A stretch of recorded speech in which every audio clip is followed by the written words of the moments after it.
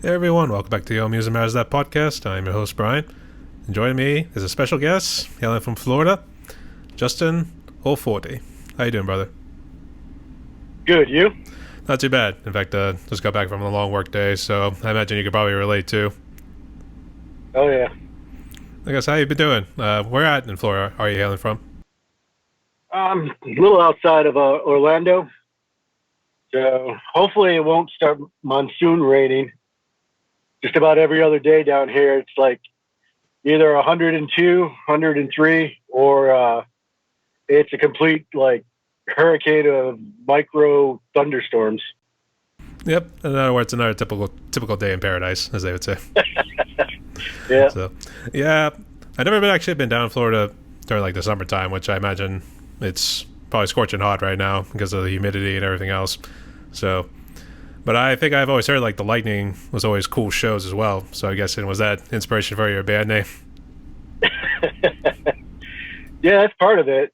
You know, I actually got the band name kind of from the Sumerian civilization.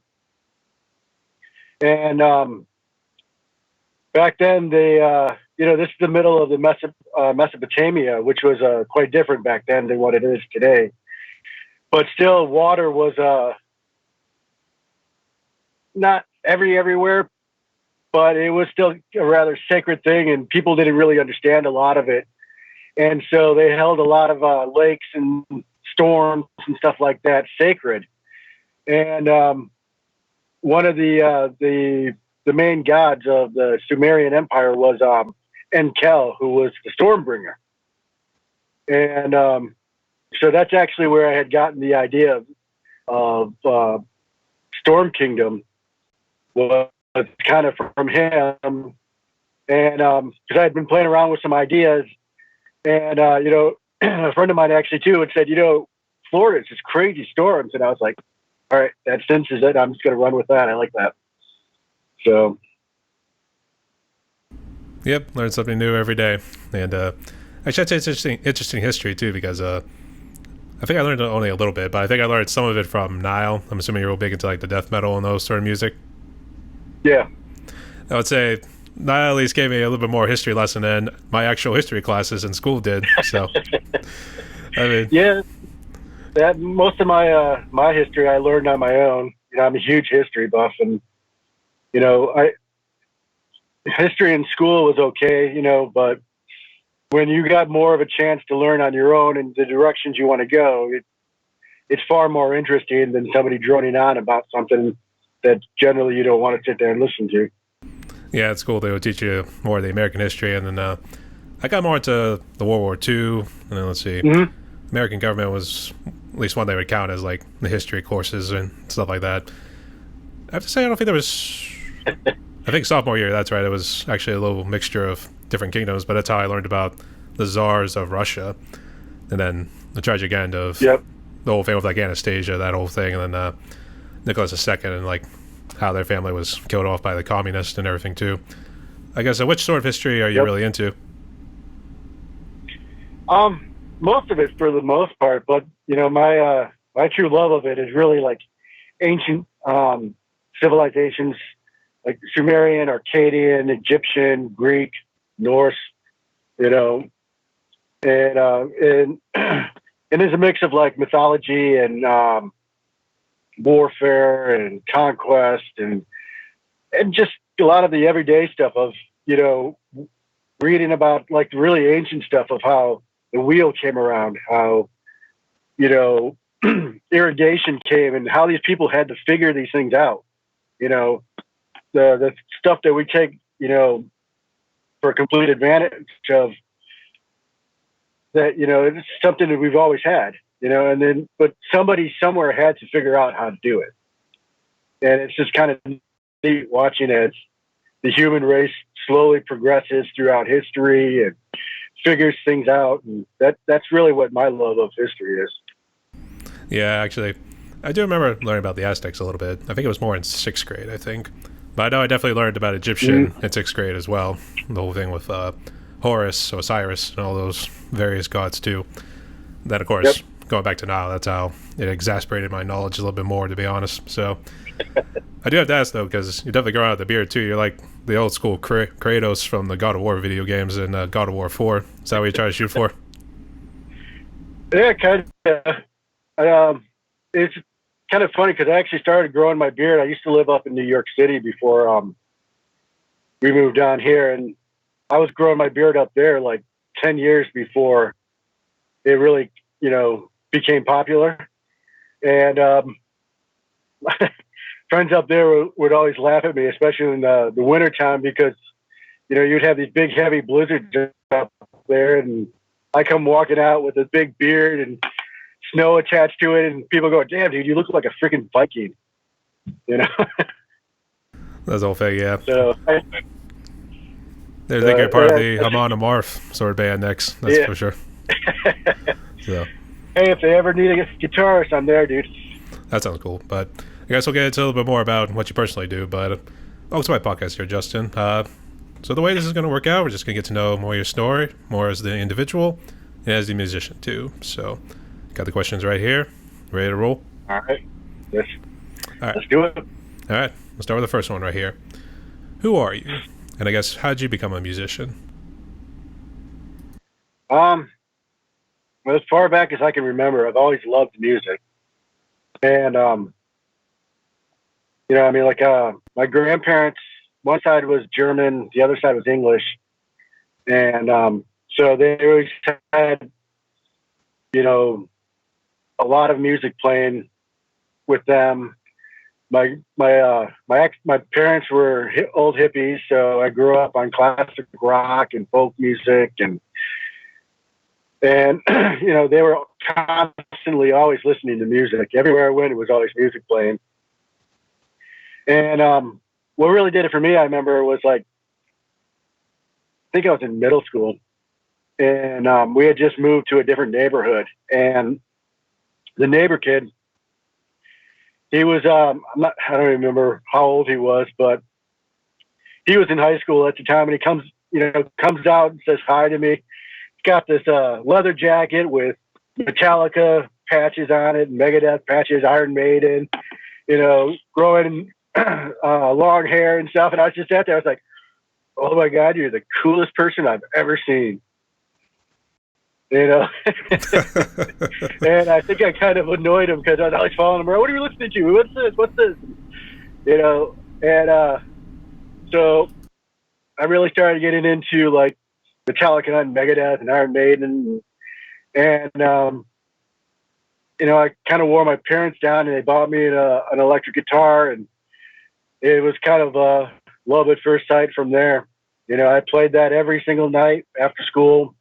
Before school, I'd be going into school where my fingers are still bleeding because I was just playing it, and my parents are yelling at me to not go in there like that. And I come back and play it all night, and I'm sure I drove them batty trying to learn how to play the damn thing. But and then from there, it's just learn how to play some of the riffs I like. But my big thing, even while I was learning to play, was I was never really big about wanting to play other people's music. I was learning, and I'm playing, and I'm trying to figure out my own stuff. I'm just ripping around. I learned how did they do that? So I learned how to do that chord. How did they do that?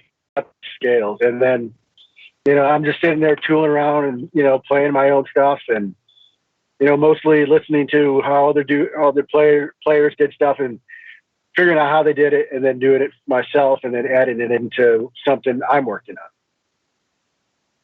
So, and then from there, it pretty much just kind of took off where, somebody, a friend had a violin, learned how to play the violin. I was always over there picking it up, tooling around with that. Friend had flutes, cellos, pianos, and I just absolutely loved music, and I wanted to learn everything I possibly could, every instrument I could, and sky was the limit. Absolutely. I was actually going to make a comparison. You were the Zach Wilde back in the day with playing the guitar. nonstop throughout the day, and then maybe throughout the night. Then you probably like paint the eyebrows and maybe the eyes too, just to make it look like you're awake in class or something like that. It's either that or you brought up the book and you just like laid your head behind it just to pretend like you were paying attention. So. Well, the funny thing was that in high school, I kept getting kicked out of my guitar class because by the time I got to high school, and because they had just started trying to, the music teacher, they had never offered guitar class, but by the time I got there, I could already outplay the music teacher. So I kept getting in trouble on purpose and getting kicked out of the class to go sit in the hallway so I could go play what I wanted to play. I mean, come on, what gives? You can't say like, this kid's a prodigy right here or something like that. Apparently not. So I mean, I'm definitely not like the greatest guitar player at all. I'm just very creative with it, So I learned what I had to, and then all I wanted to do was play my stuff and play and figure, learn. So. Well, say you're at least good enough to at least make the guitar teacher jealous. So, I mean, you're doing something right. That's pretty cool. It's funny when you talked about your parents being like minor hippies or something like that too. Like wearing the tie-dye shirts and maybe big supporters like John Lennon and all that sort of thing. Yep. Yeah.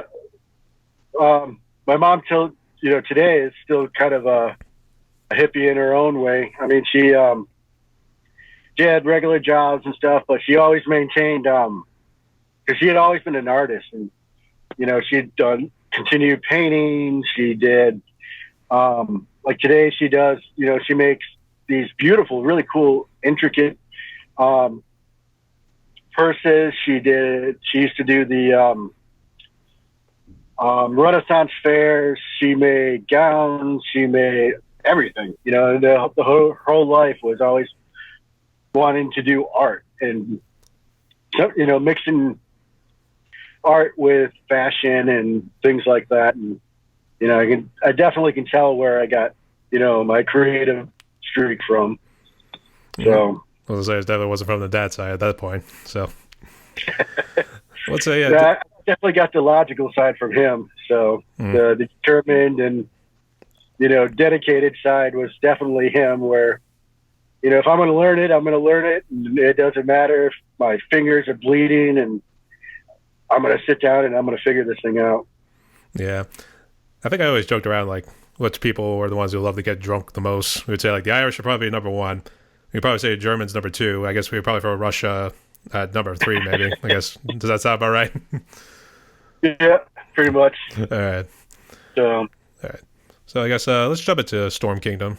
So I guess how did it start?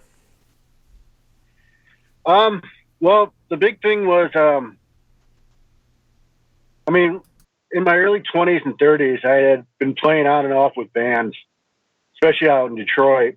And I guess that's originally where I'm from.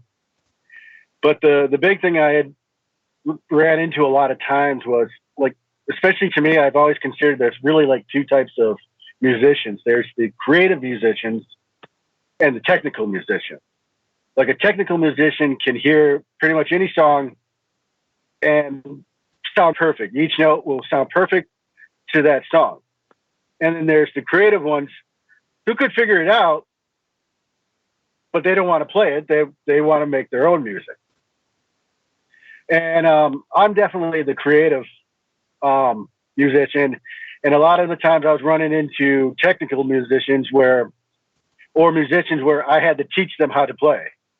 And so more often than not, I'm the one that's writing all the music. Then I'm showing people how to play some parts, or, if we went into the studio to make demos, I would be playing, lead guitar and bass, go back and do the bass lines, and,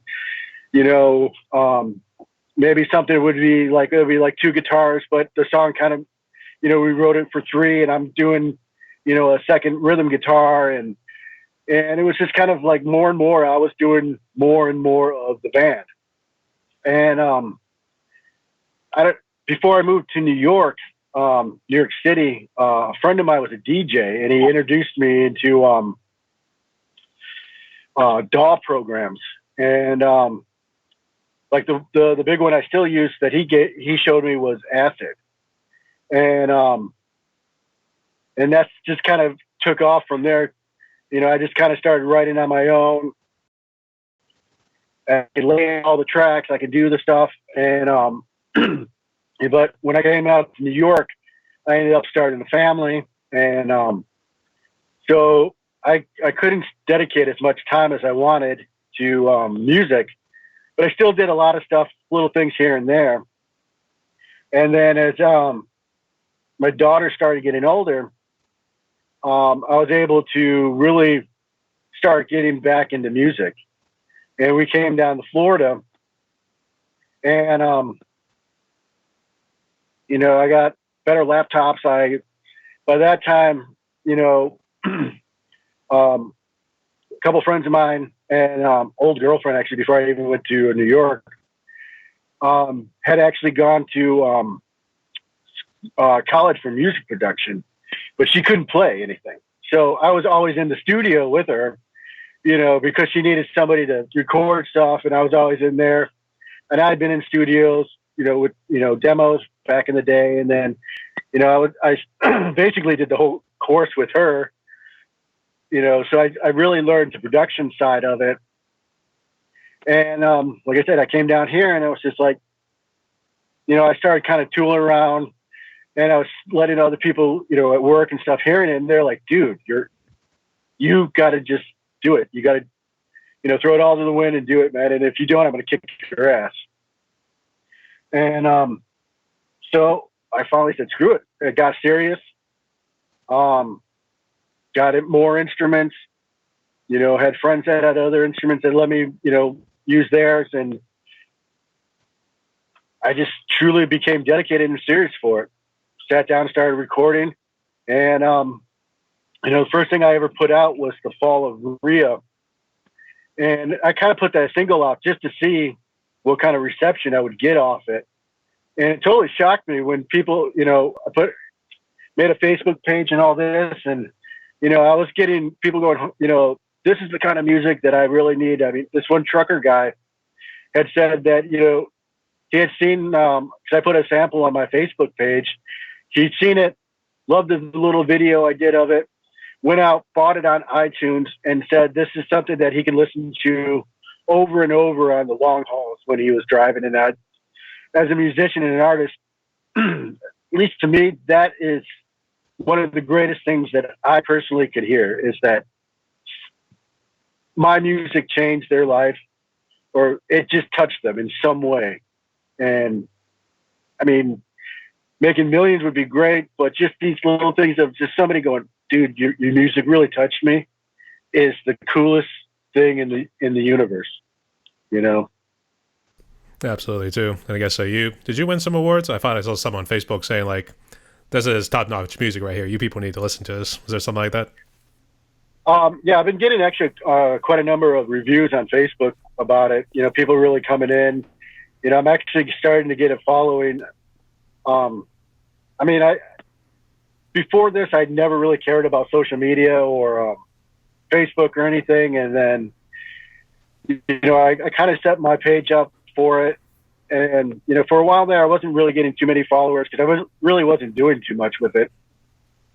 And then I started putting more music out. And in a few months, it was really surprising. I went from, like, I think 100 or 200 followers to over, I think 13 or 14,000 or 1,400 followers. And I was just shocked. And people were actually coming up and, you know, giving me compliments on Messenger or on Facebook.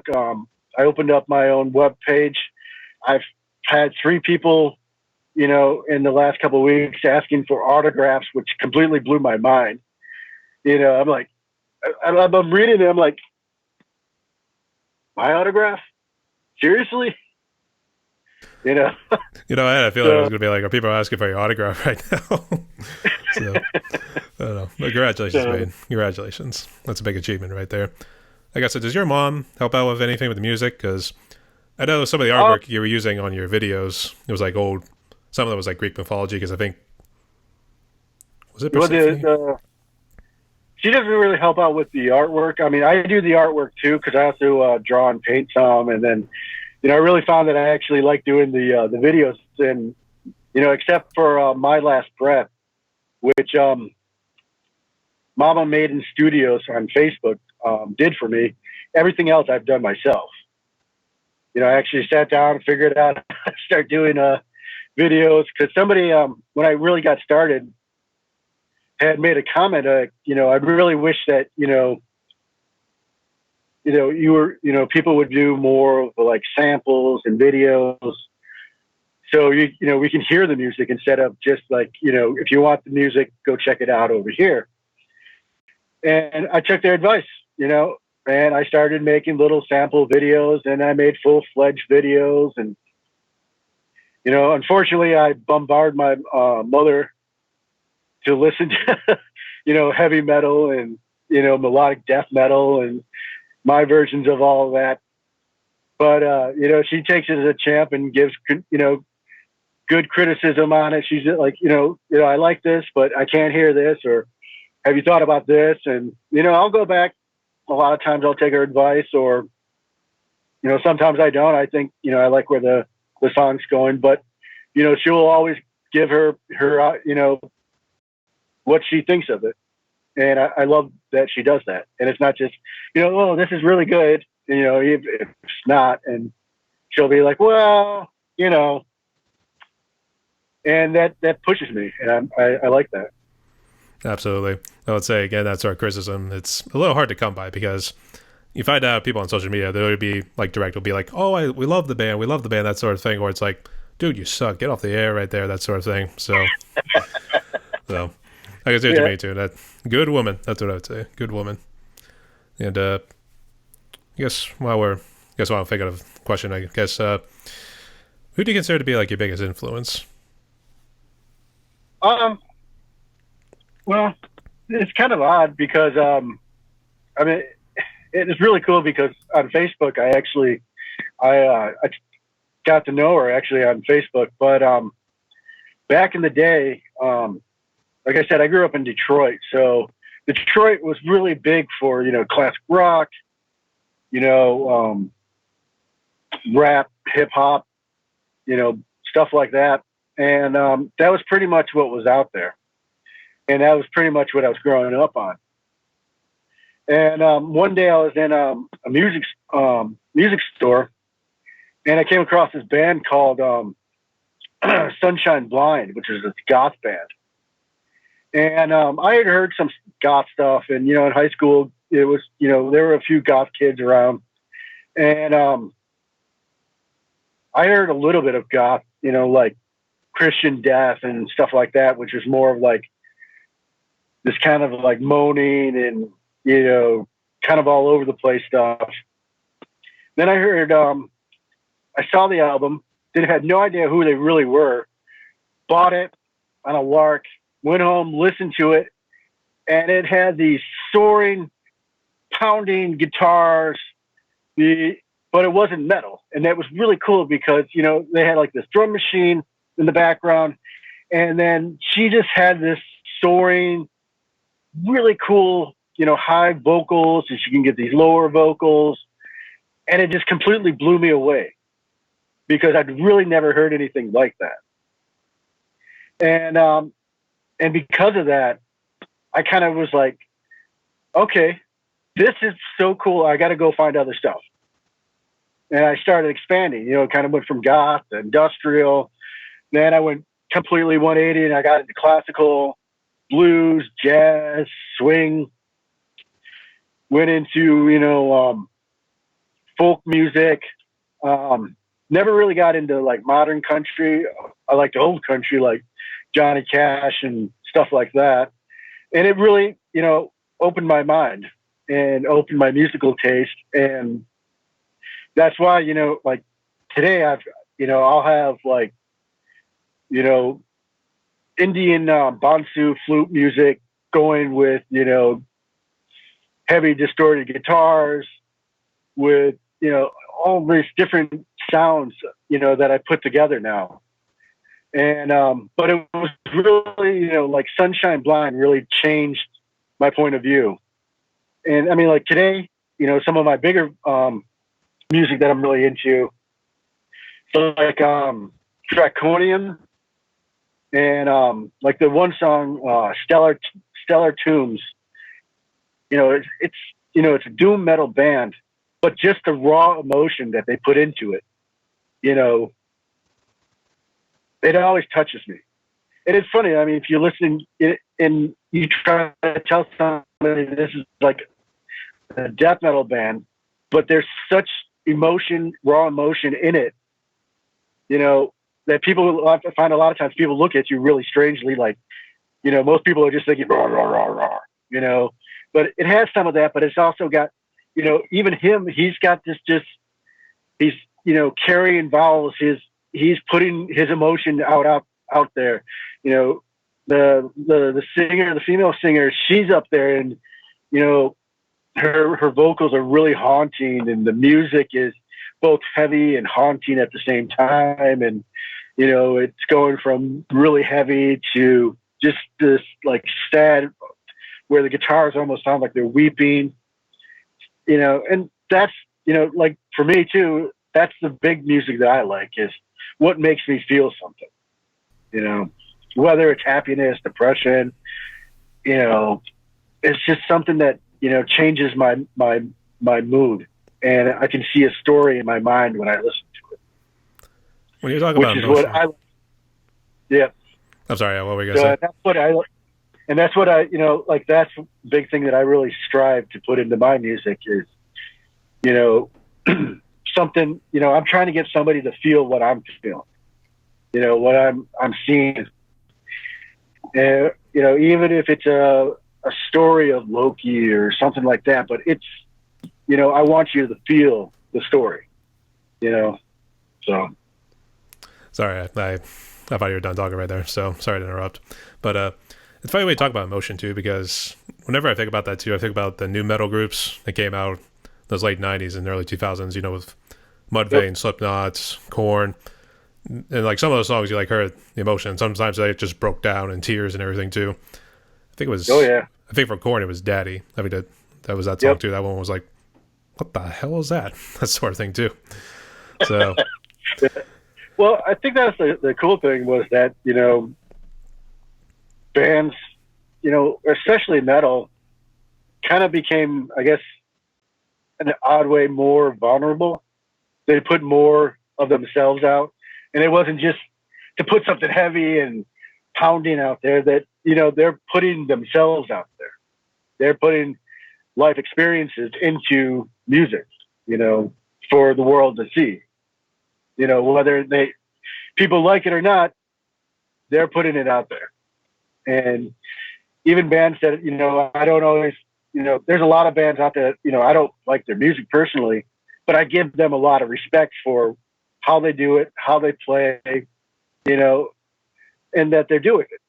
I may not like the music, but I totally and utterly respect it, Absolutely. I thought for a guitar player, you're going to say Kerry King was one of your influences because you got the sunglasses too, and it's like almost identical to the one that he uses too. So I'm thinking like it's probably going to be one of those ones he tattoos into his face right there. Just like, I mean, I've just seen him in this whole interview too. It just looks like it could be glued right to the side of his face with the lenses here. Yeah, no matter how hard he headbangs, they stay on. So mine, I turn my head too fast sometimes, and they're like flying off my head. So. I don't know what magic he uses for it, but well, I think when he's performing live, I think he at least takes it off and wants to see the audience out there for all his glory. Well, like this. It kind of go down here, so yeah, okay. I can move up.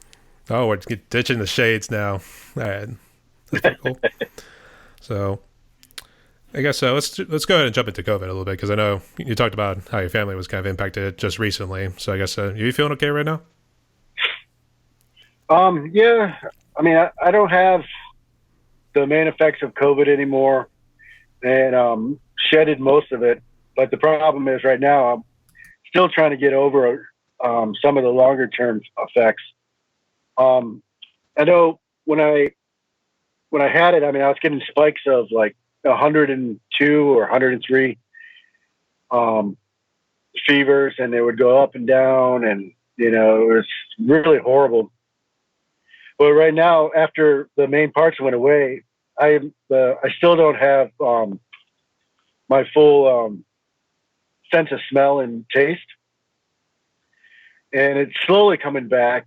I actually lost 10 pounds from the time that it started, from the worst of it to now, because it was just I couldn't eat anything. I mean, even now I'm still struggling to get an appetite back. I still have some nasal congestion, and which just doesn't seem to want to go away. And I'm still, I mean, I was never like a hyper person, but I'm still trying to battle over exhaustion. And I talked to some people I knew who caught it, and they said that could take months to get back up, to your full energy again. So, and this is the first time I caught it. I mean, during the pandemic, we pretty much, wore masks all the time, constantly hand washing, and, never caught it during the pandemic. But 2 years after, or what is it, year and a half now, after it ended, and I catch COVID. Yeah, I was actually kind of the same way too. And you think like I was so careful for those 2 years, Yep. and now all of a sudden I get it. So what the hell? Yep. That sort of thing. I didn't even catch a cold during that time because we were so stringent about everything. And then of course now that I catch it, so We'll just let our guard down for 1 minute and 1 minute only. And had to be with a group of people probably enjoying some sort of show or whatever. So at least that's how it was with me. I don't know how it was with you, but I guess did it affect your main work? Because I imagine this Storm Kingdom is like a side project you're just using to get a nice little side hustle. I guess what's your main job? Well, right now I'm I kind of hate to admit it, but right now I'm kind of working at overnight at Home Depot, because I had been working at a pump company right before the pandemic hit, and my company actually got bought out by another bigger company, and they basically laid us all off. And I kind of took this job at Home Depot for like I think about a month before the pandemic hit. Then I kind of stuck with it because the pandemic hit, and I was able to get a lot of stuff because I was working at Home Depot, and was at Home Depot, and but now I'm trying to get back to finding a regular job, and unless of course I become world famous suddenly and I don't have to worry about it. But outside of that, I'll probably get back into doing inventory, mostly like mechanical pump inventory. So had been going to school for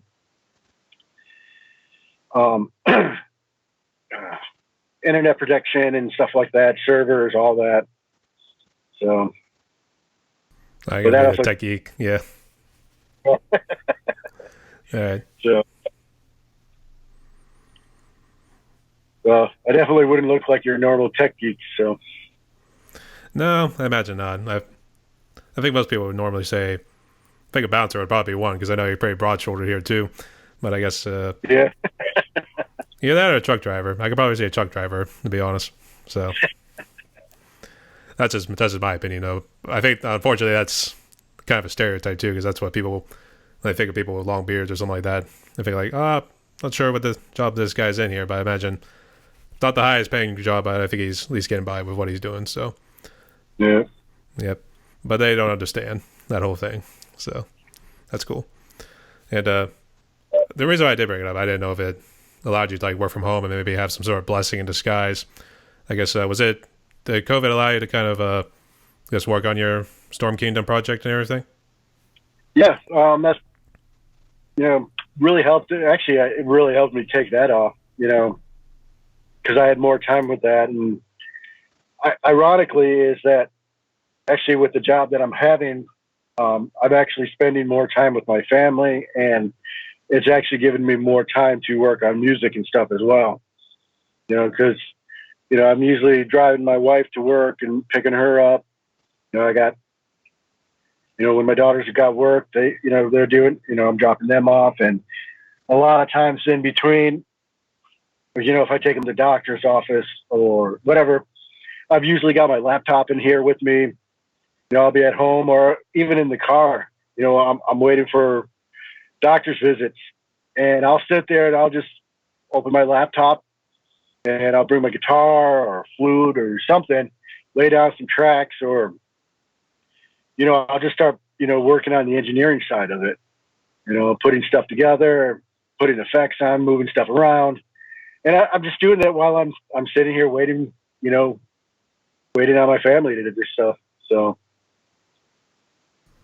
That's pretty cool, and I hope you do get well soon here. So, sorry you guys got caught a little bit later than after the pandemic was all done and everything too. So, hope for a speedy recovery there, mate, and good to see you made it through.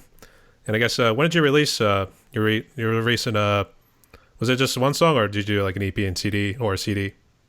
I did a full album. It actually came out yesterday, and I'm actually really surprised because I checked Spotify at like 11 o'clock in the morning, and I had, which really shocked me, I had 222 plays already by 11 o'clock in the morning yesterday on Spotify. And I was like, holy crap. I checked Bandcamp, and I've got 400 and some odd plays already on Bandcamp. Amazon Music, I usually stay around maybe like 4,000 plays, every couple days. And that is actually up to about 8,000 plays now. And I've really been shocked by the reception of the album, and, a lot of the singles I put out, I actually put onto the album as well. So I had the four singles that I had put out, put that on the album. Then I had 4 new songs that had never been heard, and that was on the album. So I guess that actually kind of worked out pretty good that way, so people had an understanding of some of the music that was there and kind of an incentive to see what else was on there. So I guess was the song Godless on this recent album? Yes. I do have to clap. Because thank you. Good job, mate. You're killing it already. Next thing you know, you'll be on top of the world, as they would say. Still got a bit of a climb, but we're getting there. So congratulations to that, mate. So. And actually, one of the songs on the album, the last one, is it's called Valkyries. And in parentheses, it says "Almost My Time." And it was kind of scary because last year in October, I had been that whole year I've been struggling with high blood pressure, and I was that one day I was talking to my wife, and everything in the room suddenly seemed to get really bright, and then it sounded like my wife was talking down like a tunnel, and I completely collapsed. And over a short period of time, it became that I completely had no control over myself anymore. My wife had to call an ambulance. I went to the hospital, and it was the craziest thing because I'm sitting there, and all I'm seeing is like shadows of people, and I could hear everything, and that was the weirdest thing. So I could hear people talking. I could hear people talking to me, but all I could see is this weird shadowed faces and movement, and somebody would say something, and I could hear it, but by the time I could even think about answering, they were no longer there. And the biggest thing I remember, was just watching the ceiling tiles of the hospital as they rushed me from room to room to room. And I'd spent 6 hours there with what they had called hypertensive crisis. And I had like a blood pressure of like 220 over like 190. And they actually thought I was having a stroke. And I finally came down, and the doctors were so relieved when she asked me a question and I actually focused on them and I answered it. And, it was, but almost that night when I came home, I wrote that song. And, I almost did it in one go. And I really did it really gritty because that was kind of like my experience of what happened to me. I'm gonna say, oh my god, that's an experience. I mean, that's an experience you probably never forget, right there, to be honest. So, oh my god. Yeah, I mean, I've got like you can hear me in the background, whispering, "Help me." I've had that going in and out, and I had the song kind of really chaotic because it was kind of like, spacey, chaotic, and heavy, because that was kind of like what, at least to me, it was what I remember of what was happening. It was, I could hear myself talking in my head, but nobody else could hear me. I couldn't communicate. I couldn't do anything. And, that's kind of why, too, that I called it the Valkyrie, because, my wife thought I was going to die that day. And, the Valkyries were the choosers of the slain on the battlefield. And it was kind of like they came down, but they weren't ready for me and went back up. And here I am. Kind of left you in a place like in between, as we would like to say. Yep. Or I guess we're going pretty serious. It's like life and death sort of moment right there. You kind of caught in between those two planes. So, yeah. I mean, good God. So that's kind of what I was trying to,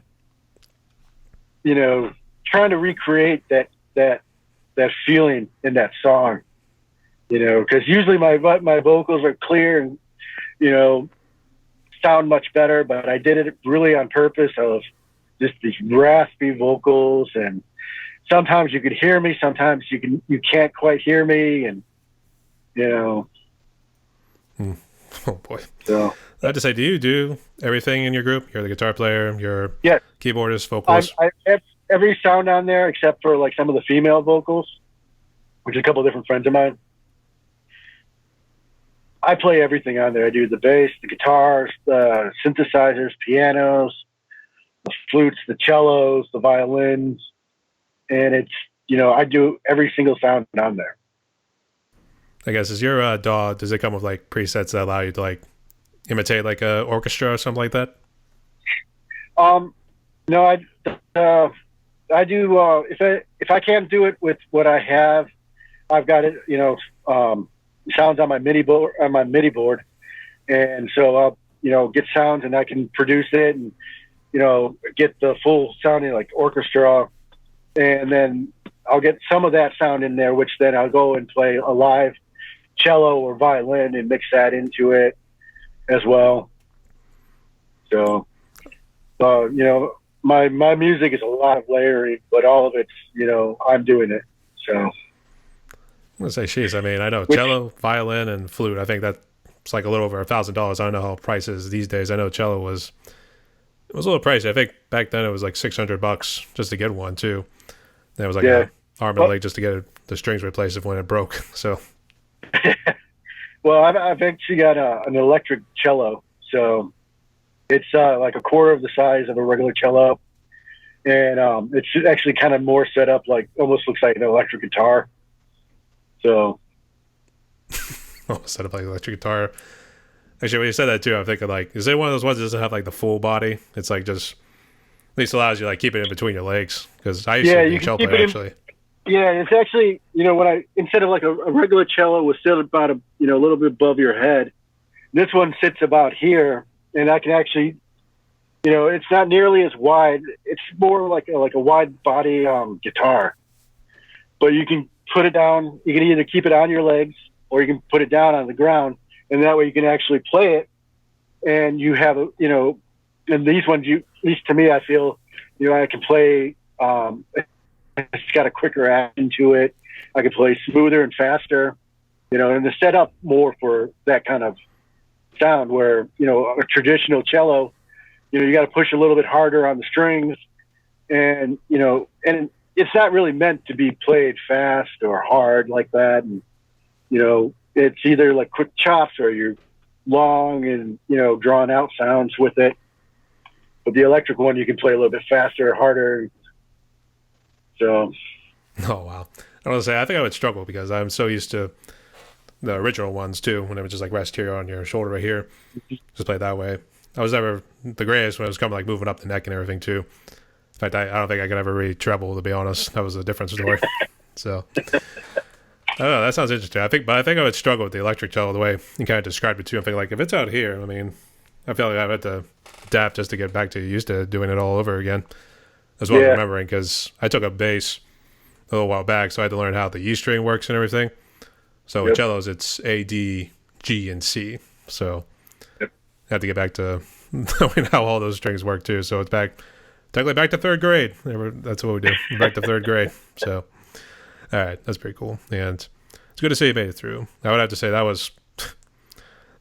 story was pretty powerful to say the least. I mean, I've known people who told me stories about this and that too, and the fact that you conveyed it in a song too. I mean, well, that's like I'm actually working on a song right now. Almost actually once the fever broke with the COVID, and it's actually I'm working on one. It's more of like metal mixing with like industrial or dark wave. So it's got a very synthetic sound. You know, this heavier, you know, industrial sound, but it's got the heavy guitars into it.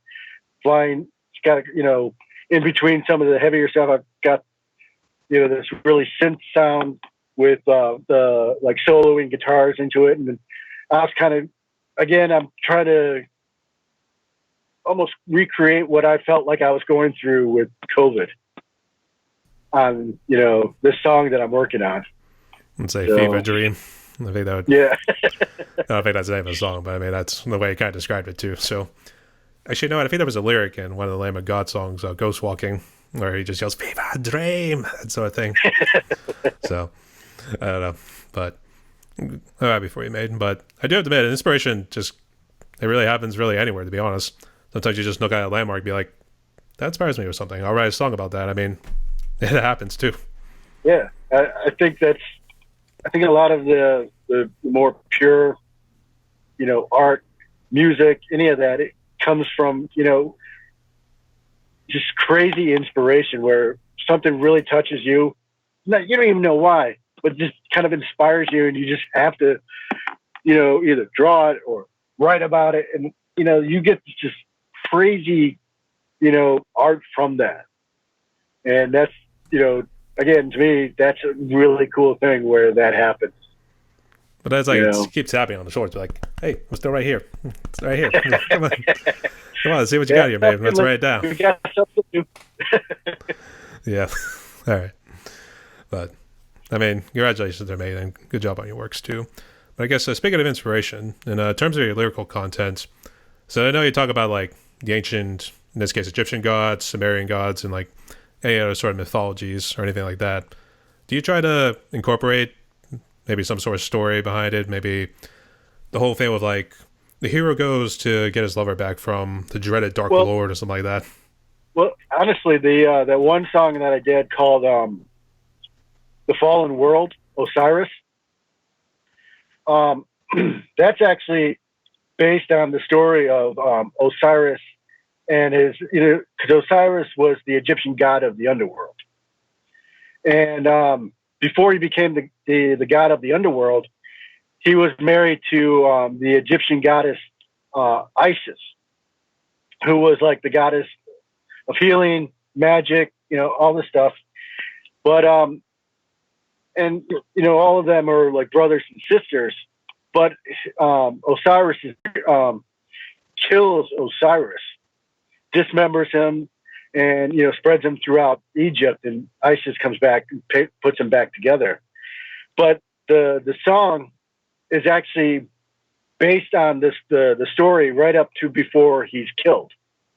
And I set it up so that it's actually like, if you listen to it, it's the kind of like the duet of Osiris and Isis singing together, talking about their love for each other, and how basically like eternity is, they'll be there for eternity no matter what happens, no matter what, their love will always be there. And at the end of the song is basically when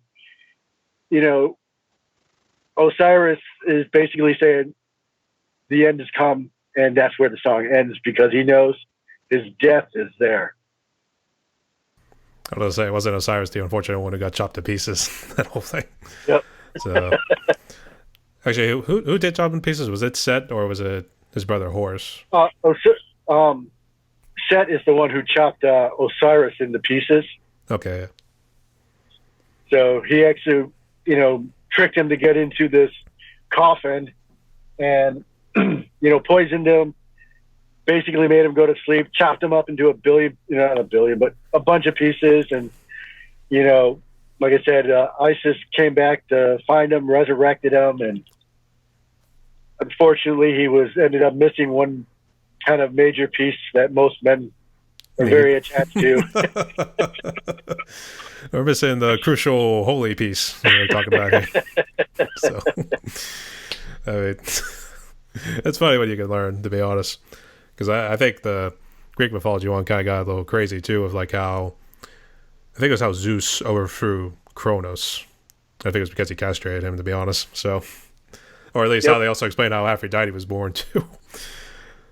Yeah. Well, I mean, freaky. There's another one like Orpheus, this bard that helped. It was one of the greatest singers in all of ancient Greece. He traveled with Jason and the Argonauts. And, when their adventure was over, he went back to his land and was out walking in the woods one day singing, and a wood nymph came out of the woods, and they married. And the wood nymph was out in the woods playing when a satyr started chasing her. She gets struck by a poisonous snake, goes to the underworld. Well, Orpheus decides that his music's so powerful that he's going to go to the underworld to save her. And before this, no mortal had ever gone to the underworld and came back. So he goes down there and basically sings his way to Hades and Persephone, and basically says that, his love for his wife was so powerful that he could sing, and he could persuade anything from this music. And so Hades says, okay, I'll let you have her. You touched a chord in me that, I've never felt before. And so he says, all right, you can go back. But the thing is, you can't look back. And the dead make no sound in the underworld. So he's going back. He's almost to the staircase back up to the regular world. And he just couldn't hear her, and she couldn't say anything. And he finally just steps away from the entrance to the main world, looks back, and she's drawn back to the underworld, and he loses her. So he goes back home, and he refuses to sing. And his kingdom was, because he played and he changed the weather. He changed everything.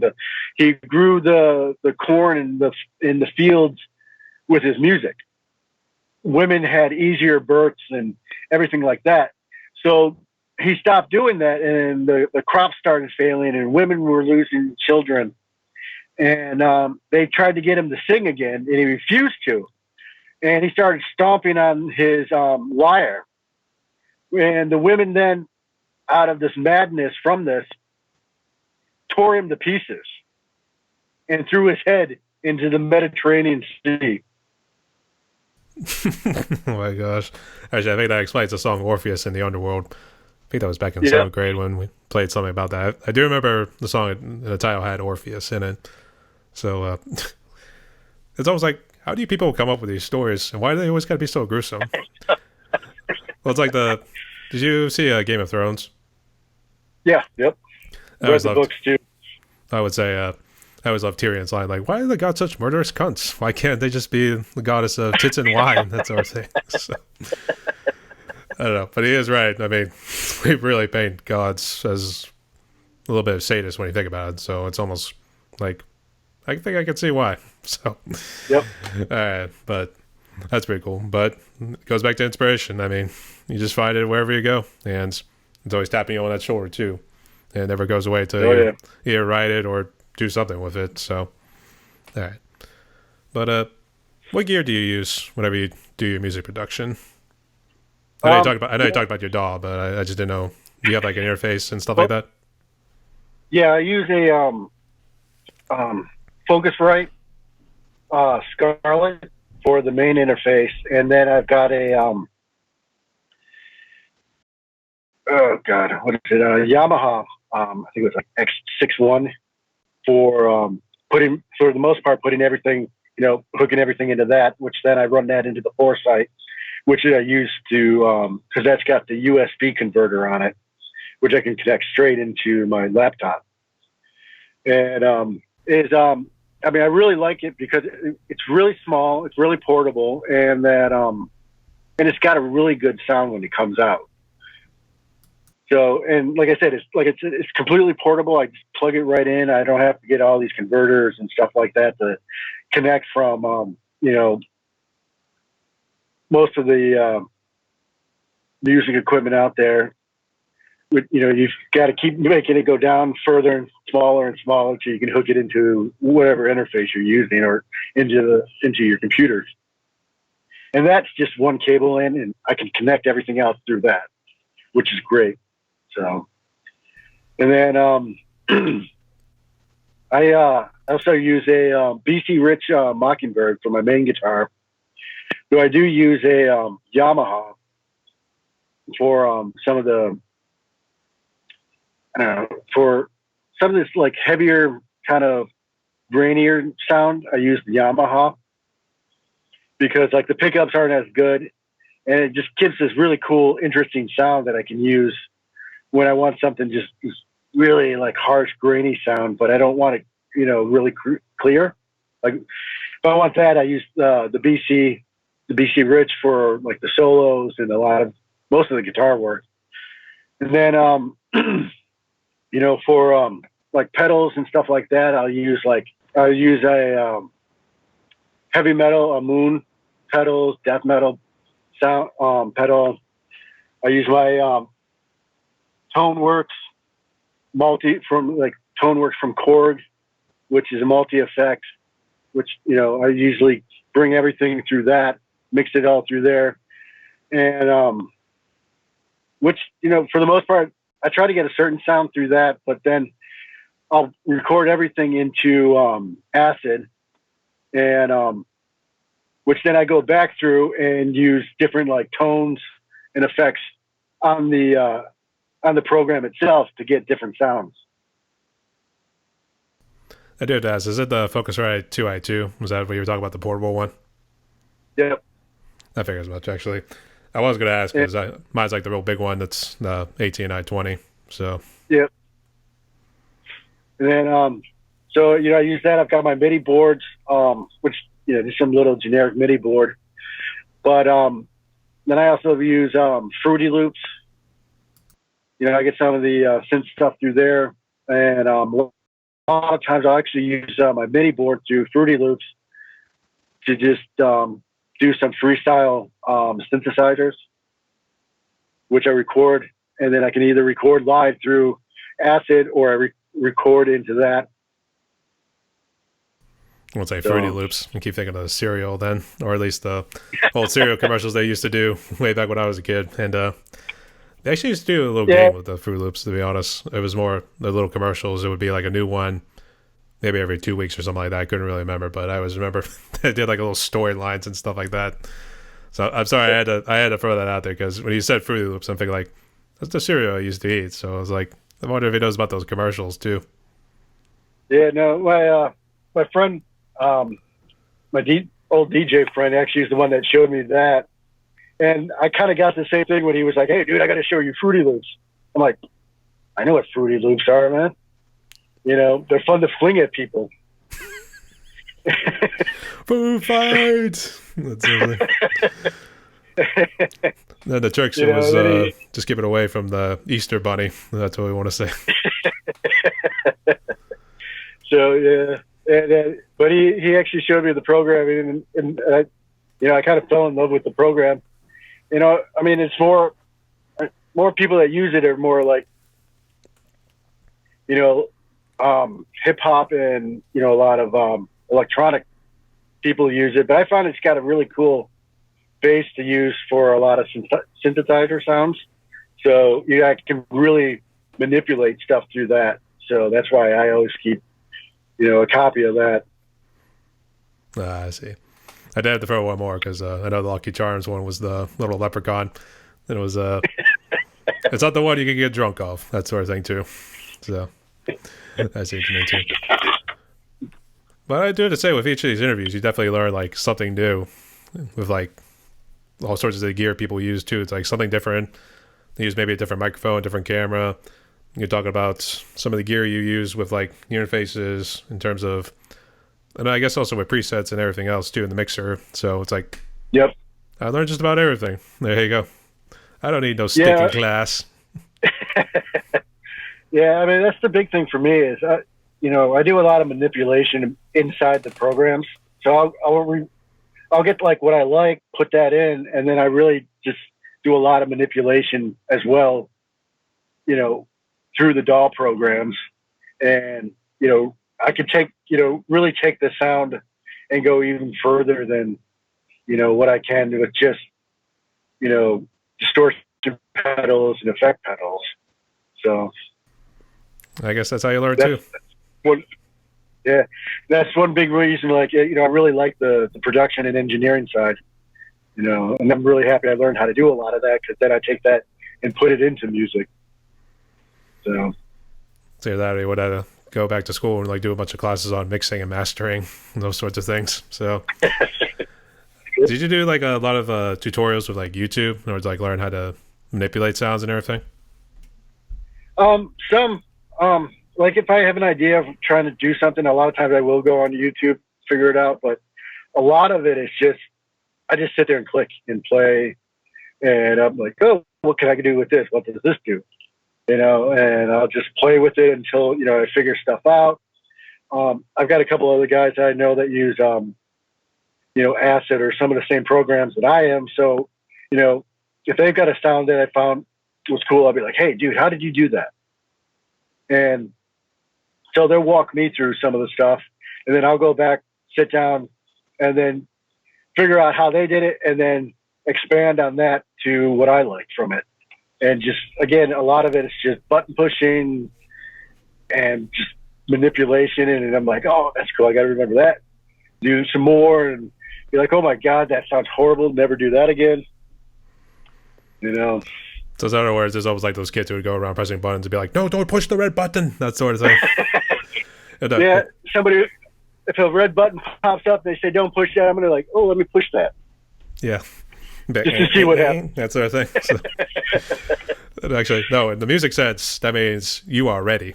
That sort of thing. Or you're ready to put it down, as they would say. Or something like that. Yeah. So, all right. But I was actually kind of the same way when I was just trying to learn, like, how to do, like, sort of mixes and mastering when it came to, like, doing my drum covers and everything. And I was just, like, going into, like, the compressor and just, like, I'm just trying to get this into, like, the right levels. Like, we want to keep it at least green. It's okay if it goes a little yellow. We don't want it bleeding where it goes into red and beyond right there. So yeah, afterwards, it and was just that's definitely, yeah, and that's definitely the big thing when you're doing any kind of mixing, mastering, any of that, is trying to get that sound you want, but without drowning out other sounds, or making it too loud, or, you know, distorting the wrong things.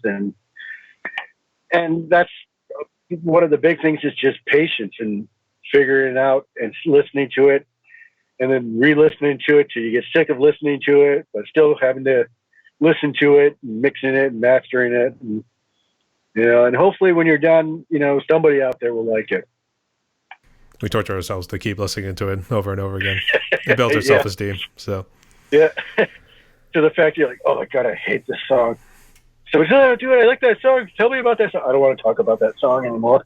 No, please, for the love of God, do not talk about that song. So, so all right, that's pretty cool. And these next two we can kind of combine into one here. But I guess what sort of struggles did you go through as an indie artist in the beginning, and then kind of now with like trying to create new songs? The biggest thing, I mean, even now is, of in the back of my mind of, is anybody actually going to like this song? And then, I've got the other voice going, I mean, the big thing for me too is that when I write, it's really for me, because, in my past, I've had a lot of violence. I've had a lot of, a lot of bad things. And so music is also something I use to, help with those things. And I find that when I'm writing is I can get a lot of, things out of me and, help keep myself balanced and through the writing, and then, I've known a number of vets and I've got them into music and, they, because it's just, you focus your mind on the music and you can kind of put aside stuff that are bothering you. And that's why, like I said, I mean, a lot of the times when I'm writing music, it's not really for anybody. I'm not sitting there like, maybe this group will like this, or maybe these people would like this. I'm writing for me. And I've got a sound in my head. I want to put it out. And, that's why I really don't have, and a number of people have mentioned it. It's like, I don't really have a sound. You listen to bands like Korn or Cradle of Filth or whatever. And a lot of times you can hear the first couple of notes and you're like, okay, that's Korn. They've got a sound. And that, to me, the way I write, because, I could write something with blast beats and then the next song is going to have break beats in it. I could have a full orchestra sound and the next one is just screaming detuned guitars and, absolute growls. And it's just, I'm doing it to what I think the song needs, what it feels, what I'm trying to express. And like I said too, and it's also, I'm trying to get, help keep myself centered and focused. And, when you have a bad day, I can go and sit down and write, or, and that's the biggest thing for me is, that almost meditative feel I get when I write. I completely black out the whole world and I'm just focused on that. Nothing exists except for what I'm doing at that moment. Time almost like stands still. Sort of a Yep. fantasy sort of aspect going on. Yep. And, and and at the same time too, like if I release a single or, an album or an EP, and it's just like, I get the jitters of anybody going to like it.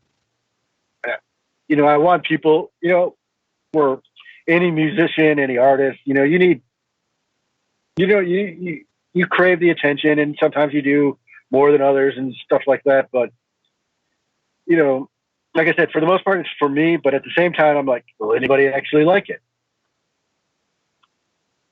So. Yeah, I see what you mean. It's a self-doubt that like always creeps through in your mind too. It's like, am I sure I really want to do this? That sort of thing too. Yeah. And I was also going to say that explains the emotion that you were referencing earlier, like when we were talking about the new metal thing, and then how it's conveyed in lyrics, and I guess also in your lyrics too. So that's powerful stuff. So good advice. So let's see. So I guess, so what sort of advice would you give to other indie musicians who are like starting out, or perhaps are trying to get to the same sort of glory you're kind of waiting to see right now? Um, the biggest thing is to do it for yourself. You know, write for yourself, play the music you want. You know, for the most part, you're not going to hit it big, and so what you need to do is enjoy the music, have fun, write for you, because you need to be the first person that likes your music. You know,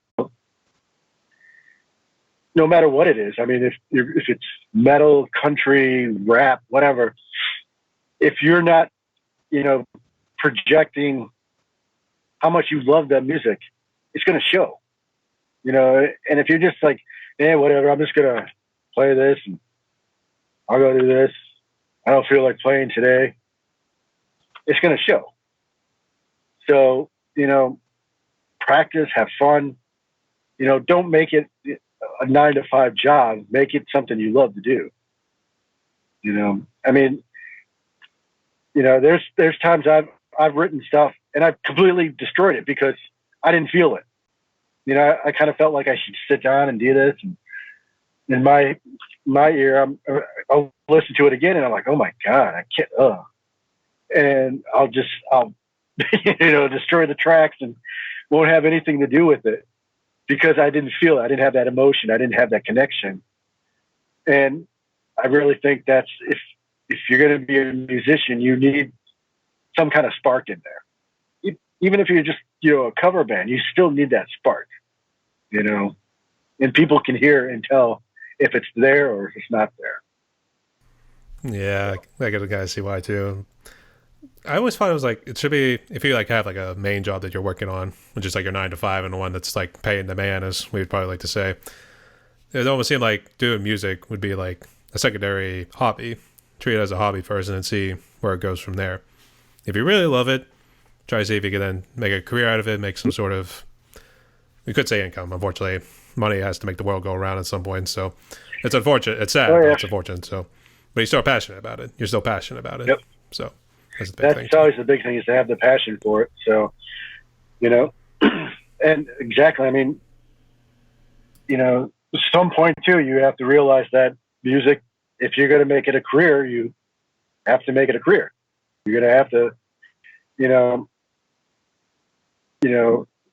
like you said, it's either a hobby or, a career. And if you're going to make it a career, then you still need to keep the passion. You need to keep everything else, but you also have to look at it a little bit different then too, of where should I play? What should I do? Who should I connect with? What artists, can help? What can I help with? Find a good community, and you've got to take it to another level on that. So, absolutely. So, but I guess you did talk about some of the bands you've been a part of. I guess how many bands you've been part of, and I guess if you want to elaborate a little bit more on each one, go ahead. God, I think I probably had maybe 5 or 6 different little bands.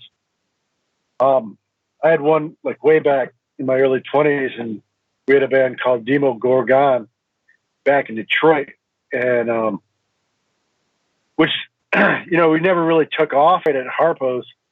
And the guy gave me a call because apparently the band, the local band that was supposed to open for him, one of them got really sick at the last moment, and so he called. He was like, "Dude, you got anything going on?" I'm like, "No." And he's like, "All right, get your shit and come over here." So we gotta, get the band together. We're racing over, start unpacking and getting stuff set up, and never told us who the headliner was. And so we're, halfway through doing the sound check, and Morbid Angel walks out. And looking it over, I'm like, hit the rhythm guitars. I'm like, dude, that looks like David Vincent of Morbid Angel. And he's like, no, what the hell would they do? We wouldn't be opening up for them, And so eventually, we got the courage up and walked over there and like, you're not with Morbid Angel, are you? And they're like, yeah, and so we kind of went back and forth for a little bit, and to be silly, because I think what was that one movie with the I can't think of the name now. Ace Ventura. No, the other they weren't really stoners, but they were trying to get their band. Anyway, so we're joking, and I just kind of backed up and went on the ground, and go, "We're not worthy. We're not worthy." Oh, shoot, that was with Michael Myers and Alice Cooper was in it. Yep. And he actually did that too, because he's like, okay. okay. And he just started laughing, and after that we hit it off, and we just ended up just talking, like, he came over and was looking at our rigs and showed us some pointers and stuff, and I think that was like one of the coolest things of my pre Storm Kingdom days, and where I met an idol, and they were actually really cool, and they actually came over and they're like, all right guys, if you do this, you can do this, you get a cool sound if you do this, and so I guess what year was that? Because did they still have Pete Sandoval on drums? Yeah, that was back. Oh God, I think it was in like the early 90s. I think mid 90s. I think it was like 96 or something like that. So. Oh, I'm so jealous. But that's one of the instances you really need those iPhones at that particular time, so they could do selfie. That's what it's be like, oh my God, it's that guy. It's the guy. Yeah, so you can totally fanboy before you go up. Oh, yes. So you're Morbid Angel. It's so nice to meet you. Humbly, we bow before the Dark Lord, David Vincent. And bow before the almighty Agzavoth. That whole thing. No, we say we are not worthy to the grandfather of the blast speed. That's their thing. I think, unfortunately, something happened with Trey Agzavoth, because I don't think he's able to play like he used to anymore, I guess. Yeah, his hand just doesn't function. Yeah, I know. I can't remember if he got a disease or something, but yeah, he definitely can't play the way he used to, and it's really a shame, because he was a phenomenal guitarist. I think they were comparing him like the death metal version of Eddie Van Halen, to be honest. So, yeah. So, at least that was one review. I don't know who wrote that, but I could kind of see why, because it was archaic, and it felt like it was kind of a little all over the place, but it was like, it still sounds good. It's wild and everything too, but I mean, that's kind of how it is. Well, that's the thing too. I mean, that's really, I think that right there is kind of where, you could have some of the greatest guitar players in the universe playing, but the music to me isn't always that great. Where you got somebody that can kind of play, or it's pretty good, but they're creative, and they just do really cool things, and they got this groove, and they're not the greatest, but you just love the music, It goes back to the creative and technical that you were talking about earlier in the interview. So comes full circle again, as we would say. So, yeah. But I guess the other groups, were they like cover groups, or were they also ones who wrote like their own material? Own material. I don't think I've actually ever played a cover in public. I think we've played a couple covers, in band practice or something like that. But for the most part, I've always, wanted to create new music. I kind of see it that, somebody has already wrote that song. I like their version of it. And, their version is going to be better than my version. So. But we at least take the experience from each group, and we formed Storm Kingdom and the almighty Justin Holforty. He came out stronger and better from each one. So hopefully, did you guys at least depart on amicable terms? I was hoping there was no bad blood or anything like that after. Oh, no. No, we had no problems. He actually, like, the drummer left. I think he went to California to be a surfer, and the other guitarist started a family, and it was pretty much, it wasn't like, hey, screw you or anything, and it's just been like real life got in the way, and we all went our separate ways. So I was like, I'm just group, fuck you guys, that sort of thing there too. So let's see why. All right, but that's good to hear. That's good to hear because you hear too much of those stories, like how bands Oh break up yeah. and there's sometimes that bad blood afterwards.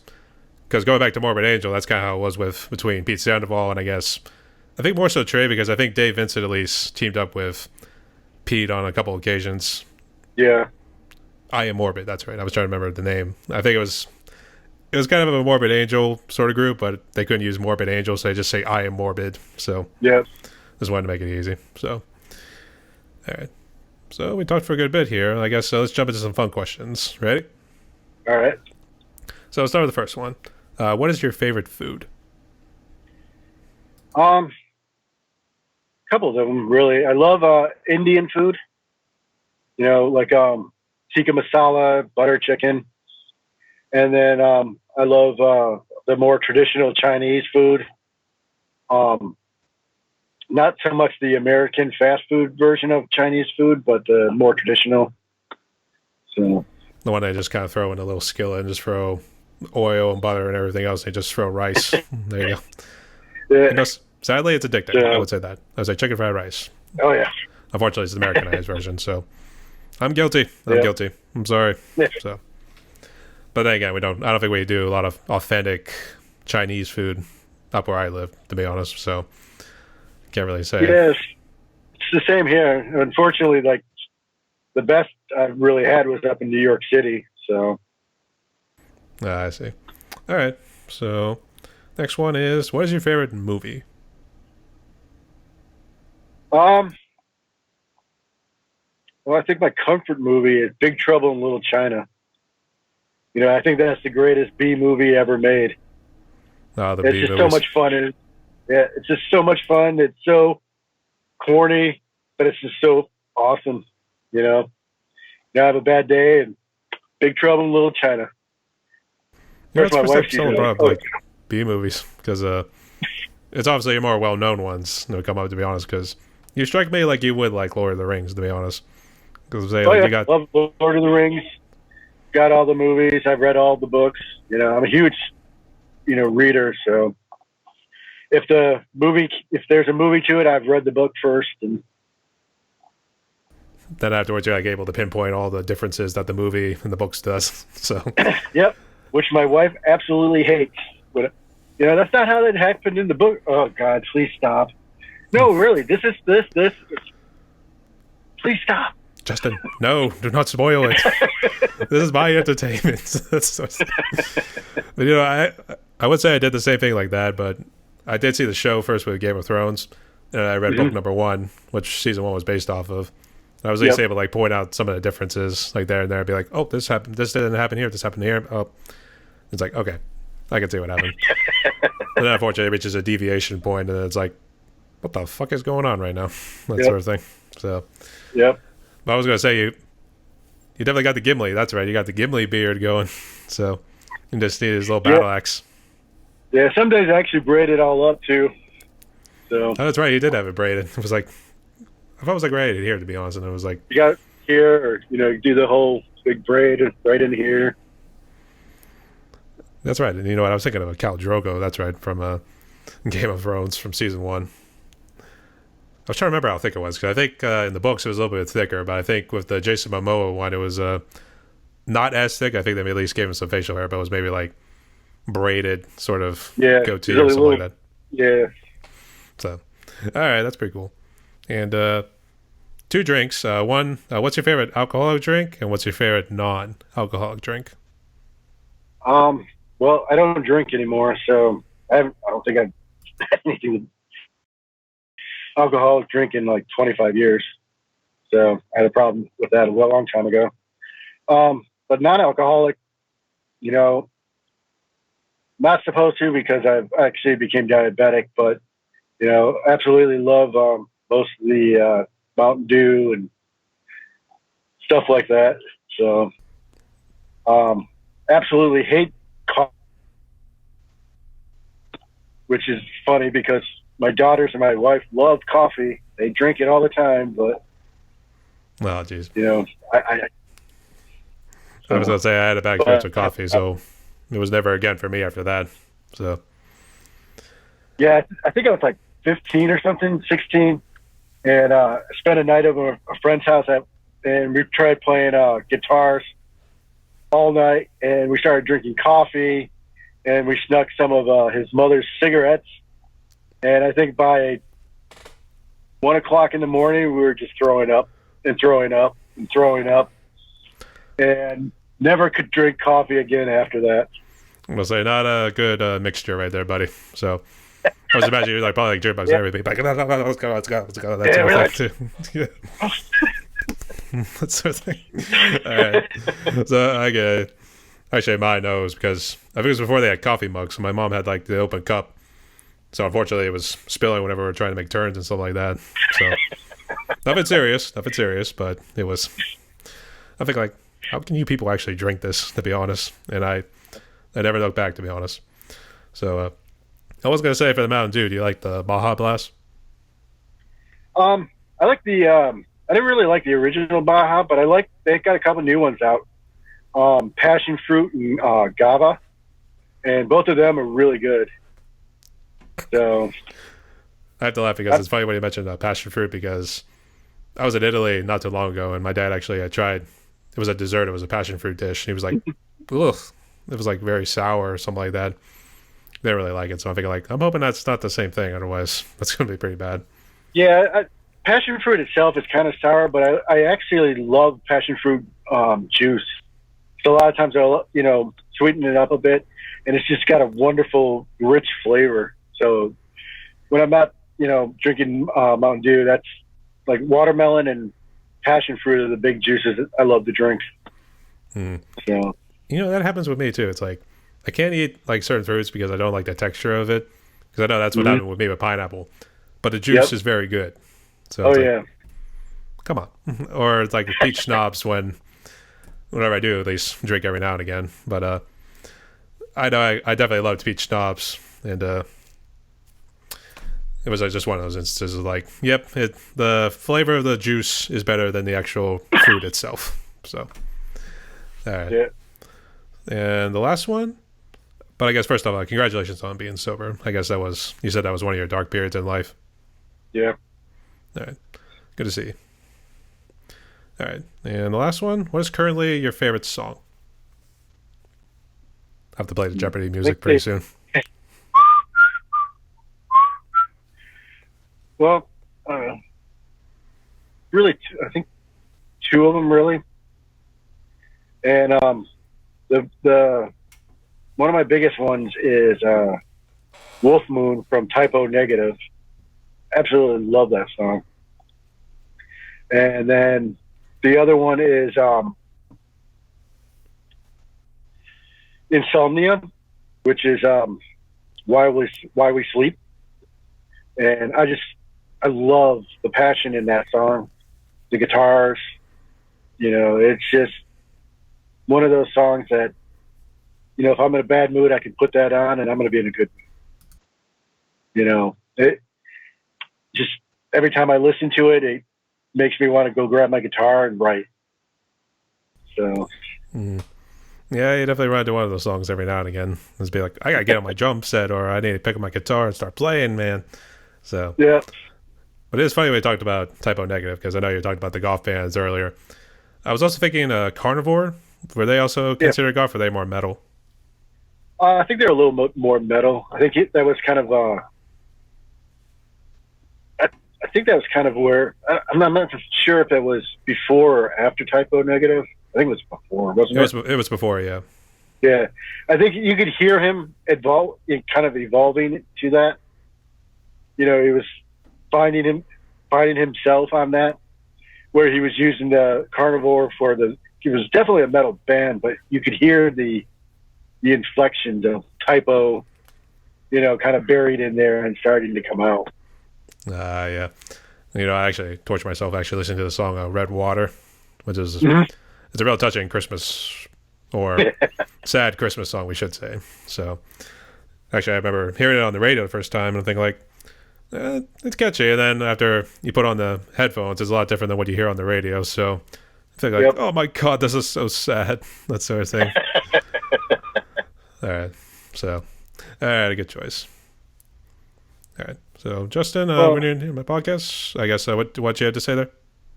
I was going to say another one just kind of popped in my head was Nebel, Nebel, Okay, Nebel. Okay.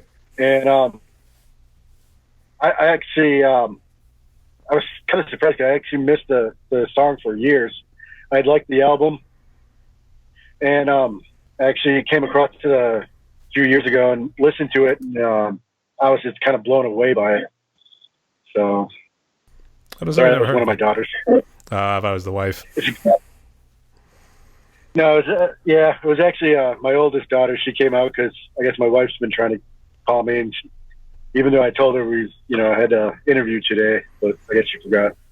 Yeah, so I explained some of the little pauses we had to make here and there too. So, all right.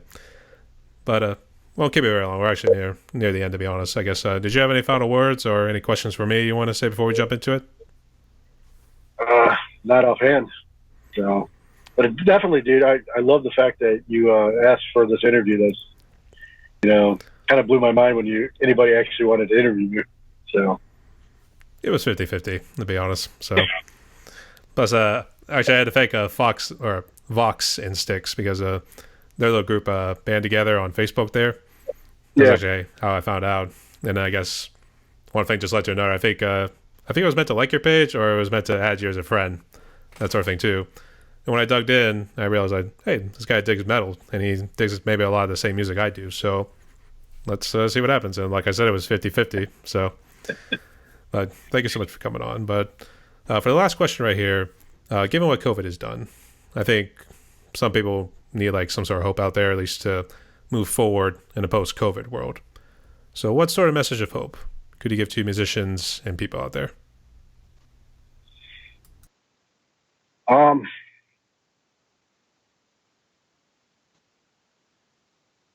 The biggest thing I think, especially a band like, the Facebook group Band Together is that, especially indie music and any musicians out there is, we're all a community. And I really think that, COVID had kind of shown that of, as especially Americans, we kind of tend to be, very tribal. We have these groups here, we got this group here, we got this group here. You can't talk to these groups, and and I kind of think that, and not everybody, but I think a lot of people kind of came together after the lockdown, and during the lockdown, it was more. We started spending more time with our families, friends. We met new people, and it was kind of an eye opener of, wow, we're one large community, and we don't have to be so tribal and open up to other people. And definitely, I think with the especially in the music community, because it can be also incredibly tribal where, if you're a rap group, you can't talk to the metal group, and you're a metal group, you can't talk to the country group or whatever. And I really think that, that's, I think a lot of boundaries on that too changed, of people kind of realize, oh crap, we're all people, and we're all trying to strive to better our lives, better our music, better anything. And it's easier when we talk to each other, Spoken like a true prodigy. So, yeah, I can understand too. And that's kind of how I started the podcast here, was kind of break down barriers, because I was a little bit of an introvert too. I guess for you, kind of an introvert as well. When I was younger, I wasn't, but as I got older, I became more of that, kind of drew more into me, my family. I wasn't out hanging out all the time, and it's kind of changed a lot of things. And I find that now it's a lot. It is a bit harder to actually just sit there and, hey, what's going on? Yeah, because you don't know how the guy's going to react, and he'd be like, he gives you that intimidated look too, be like, "You talking to me?" That sort of thing. So all Yeah. right. Well, good advice right there, man. So, Justin, we reached the end of my podcast right here, and we talked for a good bit. So this was a damn good interview, and I want to say Awesome. congratulations again on your album release. And did you have any questions or any final words you want to say before we close? Any shout outs? Oh, yeah, definitely. Biggest thing for me, my biggest shout out is my family. I love my daughters. I love my family. I love my wife, my mother, and the rest of my family that's scattered across the states. And, I definitely love the indie Facebook community, so a big shout out to everybody there. Absolutely. Like I said, how else can people reach you if they want to check out your music and then also reach out to you on social media? Well, I'm on Facebook under Storm Kingdom, Instagram Storm KingdomBand. I'm on Bandcamp under Storm Kingdom, and I think I have a TikTok, but every time I try to put stuff on there, I keep like butting heads with the administration, so I don't even bother going on there anymore. And I've also got a web page that I don't spend enough time updating, which is I think it's stormkingdomband.com. So, and if anybody ever wants to reach out, I'm usually available. It may take a couple of days because my life's usually pretty hectic, but if people reach out, I try to get back in touch with them. All right, sounds good. So, everyone, my guest today was Justin Holforty, aka Storm Kingdom. He just released his new album recently, so go check it out on Spotify, Bandcamp. Oh, yep. The album is also called Stormbringer. Stormbringer, okay. So go check that out too. Hit him up on the socials. Go subscribe if you haven't already to his YouTube channel. And Justin, thank you again so much again for coming on. Stay safe. Stay tuned. You too, man.